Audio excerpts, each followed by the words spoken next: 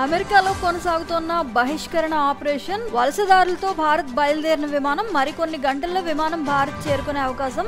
విమానంలో ఎంతమంది ఉన్నారన్న విషయంలో అస్పష్టత నెలకొంది. అమెరికాలో అక్రమంగా 7.25 లక్షల మంది భారతీయులు ఉన్నట్లు సమాచారం.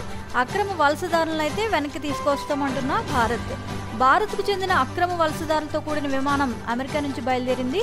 మరికొన్ని గంటల్లో ఇది భారత్ చేరుకునే అవకాశం ఉంది. అయితే ఇందులో ఎంతమంది ఉన్నారన్న వివరాలు ఇంకా తెలియరాలేదు. అన్నట్టుగానే అక్రమ వలసదారులపై ఉక్కుపాదం మోపుతున్న ట్రంప్ వివిధ దేశాలకు చెందిన వారిని బహిష్కరిస్తున్నారు. అమెరికా చరిత్రలోనే అతిపెద్ద బహిష్కరణ ఆపరేషన్ కొనసాగుతోంది. దేశంలో అక్రమంగా ఉంటున్న వారిని గుర్తిస్తున్న అధికారులు వారిని ఆయా దేశాలకు తరలిస్తున్నారు. అందులో భాగంగా భారత్కు కూడా ఓ విమానం బయలుదేరింది. C-17 విమానంలో వీరిని తరలిస్తున్నట్లు సమాచారం. ట్రంప్ అధ్యక్షుడయ్యాక తొలుత 538 మందిని అరెస్ట్ చేసి ఆయా దేశాలకు తరలించారు. అలాగే El Paso, Texas, San Diego, కాలిఫోర్నియాలో ఉంటున్న దాదాపు 5,000 మంది అక్రమ వలసదారులను ఆయా దేశాలకు తరలించేందుకు రంగం సిద్ధం చేశారు. అక్రమ వలసదారులను వెనక్కి పంపేందుకు ఒక్కో వ్యక్తిపై అమెరికా దాదాపు $4,600 ఖర్చు చేస్తోంది.